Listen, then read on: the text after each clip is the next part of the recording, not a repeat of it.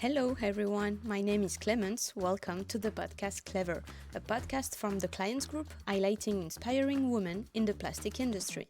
If you haven't heard of Clayens yet, visit www.clayens.com or our LinkedIn page.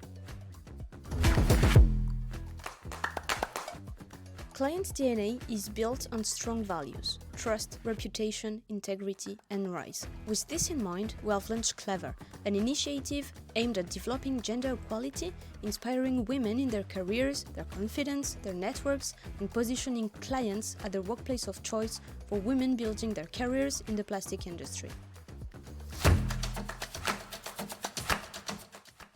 By creating this community, Clayens is committed to supporting a world of opportunities, or baseline, for all women in our ecosystem.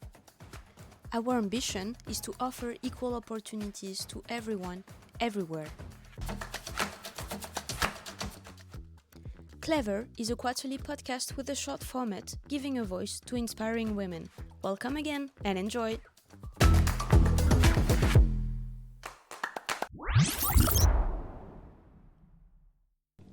Today, we're lucky enough to welcome Alexandra to open this podcast. Thanks a lot for your availability and the time spent with us today. Hello, Alexandra. Hello, Clemens. How are you? I'm great. And you? I am great as well. Thank you. Perfect. So, many of us at Clayens already know you as our Executive Vice President in charge of the group purchasing function. You manage the entire purchasing chain with your team and work with all our subsidiaries around the globe. So, in a few words, can you tell us more about your role and what's at stake? Of course, Clemens. So, when you talk about procurement, purchasing, also called, it is really about securing the goods, the materials, and the services, which enables us as a company to produce what our clients need. So what does it mean? It means that we buy from our suppliers. We need to buy it in the right quantity, the right quality, at the right time, and the right commercial conditions. And of course, Clemens, we need to buy from suppliers with the right corporate and social responsibility mindset. So, in a nutshell, that's what we do in procurement. Mm-hmm.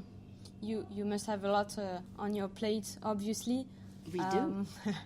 We're going to go back over your career path and the challenge you faced, but the first question I'd like to ask you is maybe quite personal, but what did you want to do as a child? What did little Alexandra dream of? Well, surprisingly enough, it really has nothing to do with what I do today.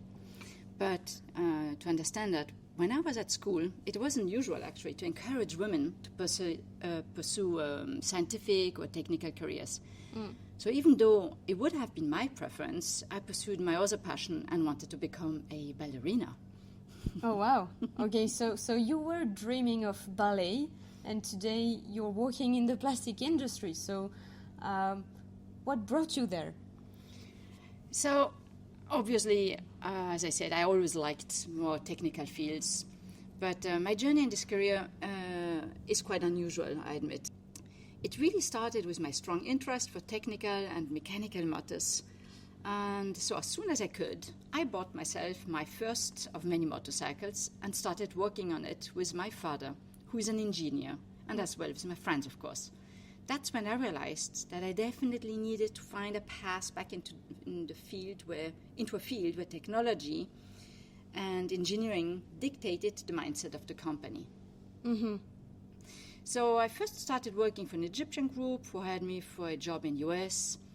And during this time, I realized that I wanted to specialize myself in procurement because it gave me the exposure to an international work environment, but mainly because it gave me access to manufacturing companies. And so I always stayed within procurement, and I worked in different fields in different countries, in the US, in Germany, in France. It really allowed me to realize that the industry, the manufacturing industry, is an amazing, fascinating world where change and evolution is constant. That's a hell of a story. What do you like about this field? What I like the most about this field is certainly the people who work in it. Often people in really industrial fields have little filters in the way of communicating. And me, not being the best at reading in between lines, it really fits me much better. So straightforwardness makes me feel much more at ease. But also, I never cease to be amazed by the technology that surrounds me and by my colleagues who always look for new advancement and progress. For instance, Clayens, being part of this plastic industry where everyone is working on finding greener solutions to our production is extremely rewarding to me. Today, women represent less than 30% of employees in industry, and this figure has been stagnating for 10 years. What challenges have you encountered as a woman in a sector often dominated by men? Well, and obviously, how did you overcome them? Well, probably the biggest challenge that I had to face personally is that I didn't have the right technical background. And when you combine this with the lack of credibility women often have in male-dominated work environments, trust me, it makes a challenging cocktail to overcome. So how did I overcome this? I would say, first of all, you have to have perseverance. You have to accept that you will fail, that you will fall, that you will be crushed, and that you will have to get up again. But I'm sure men have similar challenges as well, so it's not only for us. But so it's really about, in my case, a lot of hard work. I think one of my main recipes is that I'm very curious and eager to acquire new knowledge, and I was always willing, and I'm still willing, to put the work in necessary to acquire the skills, the knowledge, and also the credibility. But Clemens, if I'm perfectly honest, it also means that I had often to be willing to embarrass myself. When you don't have the right skills or the knowledge, you have to be willing to ask a lot of questions, and this can be embarrassing.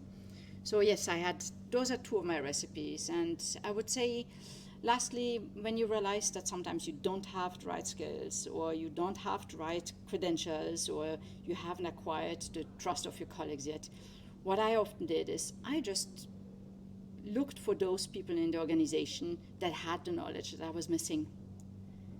So I looked for them, I asked for them to work together, and we, by creating those cooperations, it allowed me not only to compensate for the lack of skills that I personally had, but it also allowed us to synergize each other's competences by me bringing the skills that I could bring to the table they didn't have. And on top of that, this kind of process helped me to build the right relationships with my colleagues, build relationships based on trust. When you're willing to work hand in hand and admit skills that you don't have, it helps. How have you seen the role of women in the industry evolve over the years? What progress have you seen, and what challenges do you think remain? In my opinion, the role of women in the industry has evolved substantially, and I would say in the right direction. In the beginning, when companies were forced to have a minimum quota of women in the organization, they were very reluctant and negative about it. We heard enough criticism about it, and we women had to suffer this criticism, even if we were not quota women, if we were selected for our competences. So that was a tough time. But now I notice that really companies, they want women in the organization, so they make the effort not because they have quotas to respect, but because they realized, I'm sure they realized that they need women in the organization to have the right diversity to be successful. So that's an evolution. But undeniably, I would say there's still a lot of challenges remaining. It is still hard for some to accept women in this male-dominated world, which is ours. But I believe that with the new generations arriving, those problems should disappear. I can see quite a change in the approach for the newer, younger generations. So in France today, only 2.5% of what we call in France CAC 40, like CAC 40 companies, are headed by women. Worldwide, only 5% of CEOs are women. there are still plenty of challenges ahead. To counterbalance this with a more positive figure, in France, 43% of new company directors are women, according to the National Institute of Statistics. So this gives us some hope. My question is the following. So how do you think companies, or initial training in general, could better support and promote the diversity and inclusion of women? And more specifically, how could they encourage women to take a position of responsibility? That's a tough one. Yeah, that's really the multi-million-dollar question everybody is trying to answer lately. And honestly, I don't have the full answer to it. But I do believe that this podcast that we're doing today is one of the great ideas and the many steps that we can take in helping the positive evolution in that direction. Communication is key to evolution in this direction. So also I believe that companies need to create a work environment that will allow women to combine their career, their great careers, with the many other jobs they have, such as the family and the home management. And I feel that our industry is behind on these matters. But in general, Clemens, independently of promoting women, I do believe that creating the right diversity in companies is absolutely indispensable today to remain successful in our today's world that is always ever changing. Mm-hmm. Yeah, that's true. So what's the best piece of advice you've ever received? That's a personal question again. I would say the best piece of advice I received was from the CFO from a very big, large company I worked for in the past. And I asked him for a piece of advice, and he said, learn to say no, Alexandra. You have to know that me being an eternal optimist, and I always believe everything is doable. And anything that is doable, I can do it. But sometimes we have to accept that no is necessary and the better choice even for the company in general. So I'm working on the no. I'll definitely remember it. Well, we know that other psychological obstacles persist, such as the famous imposter syndrome, obviously.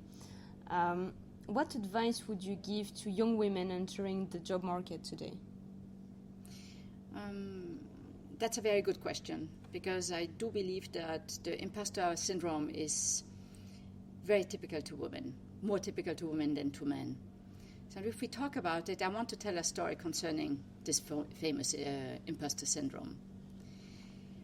Many years back, I read about a study. A German university noticed that professors accepted way more young men than young women in the postdoc programs.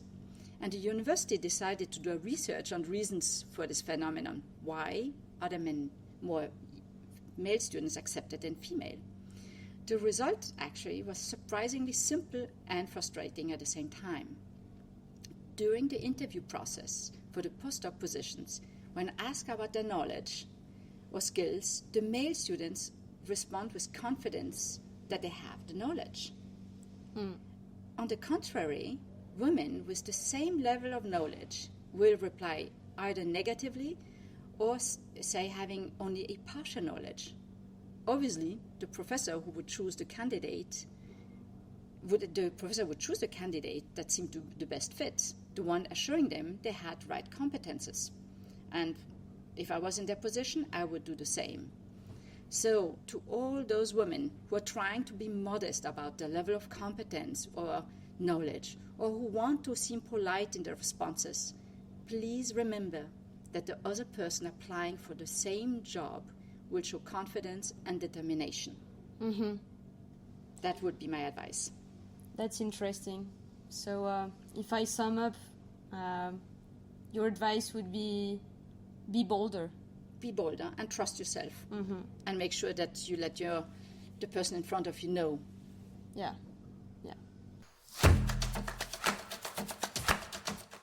Do you have any women in your life who particularly inspire you, or any heroines? Yes, I do. Of course. But I'm very lucky because I'm surrounded by female friends who have great careers and who have managed to combine those with their family lives and even personal accomplishments in extracurricular activities. So those friends have always inspired me and drove me to always aim higher and trust that I could do it. They trusted me, and watching their careers made me trust myself more. And outside of my friend circle, there's a woman that lately inspired me a lot. Her name is Ella Maillard. She's a Swiss-born from the beginning of the 20th century. She's an adventurer, a travel writer, a photographer, and even a sportswoman. She chose in the early 20th century a lifestyle that was actually mostly reserved to men back then, and she never questioned it. She competed in sport activities as being the only woman competing against men in sailing or also sports activities, skiing as well. She traveled in dangerous regions, knowingly accepting the risks involved. And I'm actually currently reading one of her books, Clayens. It's called The Forbidden Journey, which relates her expedition from Beijing until Kashmir in India, which is a 6,000-kilometer trip by horseback riding. By the way, she traveled with another great explorer. His name is Peter Fleming, and he also wrote about the same expedition. His book is called News from Tartary, and that will be my next read, because I'm sure it will be quite amusing and interesting to see how differently a man and a woman tell the story of the same adventure lived together. Great. So 2 more books in my list. Thank you, Alexandra. Do you want to add a last word? You got me there. Actually, yeah, there would be a last word I would like to add. We talked a lot about the challenges women face when working in a male-dominated work environment. What I noticed that, of course, as hard it is to gain credibility in the beginning, and probably even sometimes the respect in those work environments, I noticed that once a woman has gained the credibility and the respect of her work colleagues by demonstrating competences, she will often be even more respected and more supported and have more credibility than other male colleagues with the same credential as she has. And her male colleagues will have her back. Mm-hmm. And this is something extremely rewarding when it happens. Something very rewarding to look forward for those ladies who will decide to join our industry. Thank you, Clémence. Thanks, Alexandra. I find it a great conclusion. Thank you for this informative and useful exchange. I hope this will help to remove some of the obstacles and inspiring women and young girls in their professional careers. I'd like to end this exchange with a quote that seems, particularly apt.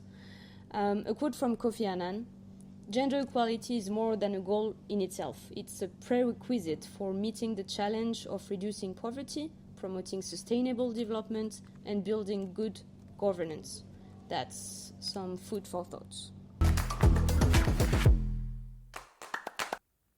Thank you all for listening. We hope you enjoyed this first episode. Please feel free to share it around you. See you soon and have a great day.